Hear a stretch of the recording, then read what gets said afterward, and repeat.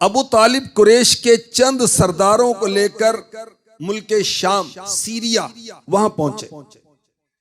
सैयदुल आलमीन रहमतुल लिल आलमीन सैयदुल मुरसलीन सल्लल्लाहु अलैहि वसल्लम भी इस सफर में साथ थे।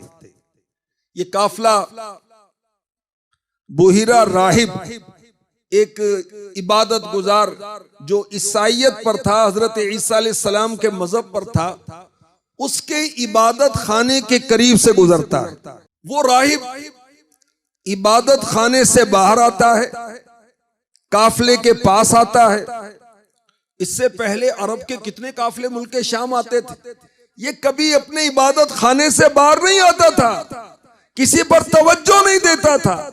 अब की बार खुद आया, अरब के तरफ से जो काफला आया था उस पर हाजिर हुआ, लोगों के दरमियान से गुजरता हुआ सीधा रहमतुल लिल आलमीन के पास पहुंचा सल्लल्लाहु ताला अलैहि वसल्लम। क्योंकि ये आलिम था, इसने मेरे आका अलैहिस्सलातु वस्सलाम की शाने तौरात व इंजील में पढ़ी होंगी। आकर हुजूर का मुबारक हाथ थाम कर कहता है, ये सारे जहां के सरदार हैं, हादा रसूल रब्बुल आलमीन, ये रब्बुल आलमीन के रसूल हैं। जब अल्लाहु रहमतुल लिल आलमीन, अल्लाह पाक ने इन्हें सारे जहानों के लिए रहमत बनाकर भेजा है। जो कुरैश के सरदार थे उन्होंने कहा कि तुझे कैसे पता चला कि इनकी ये शाने, ये सारे जहां के सरदार हैं, ये रब्बुल आलमीन के रसूल हैं, ये रहमत आलम है। वो राहिब, वो इबादत गुजार बुहीरा नामी, वो कहने लगा, जब तुम्हारा काफला इस घाटी से आगे निकला, दो पहाड़ों के दरमियान जो जगह होती है उसको घाटी कहते हैं, तो मैंने देखा हर दरख्त और पत्थर इन्हें सजदा कर रहे थे, और नबी के सिवा दरख्त पत्थर किसी को सजदा नहीं करते। मैं इन्हें पहचानता हूं, इनके कंधों पर मोहरे नबूवत लगी हुई है, और शान मुबारक की मुबारक हड्डी के नीचे सेब की मानिंद है, और रिवायत भी कबूतरी के अंडे के बराबर मुहम्मदुर रसूलुल्लाह उस पर लिखा हुआ था सल्लल्लाहु ताला अलैहि वसल्लम। अब ये राहिब सारे काफले के लिए खाना लेकर आया। सैयदुल आलमीन सल्लल्लाहु अलैहि वसल्लम, मेरे और आपके आका मौला मुहम्मद मुस्तफा सल्लल्लाहु अलैहि वसल्लम काफले वालों के साथ तशरीफ न रखते थे।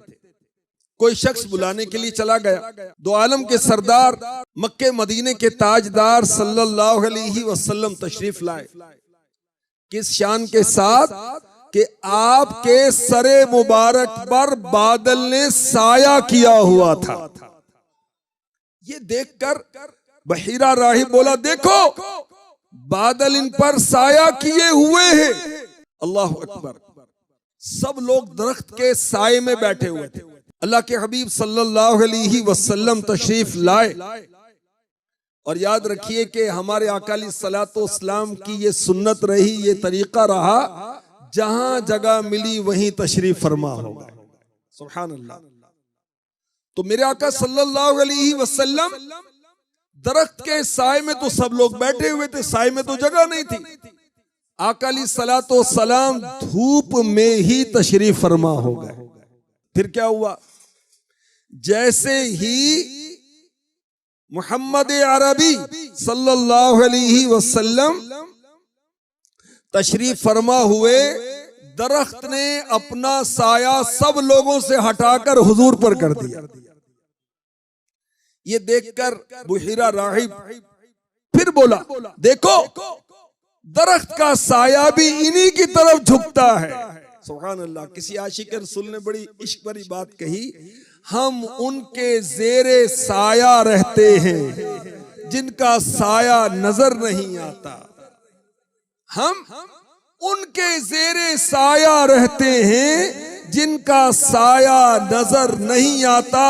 झोलियां भरी जाती हैं दो आलम की, देने वाला नजर नहीं आता।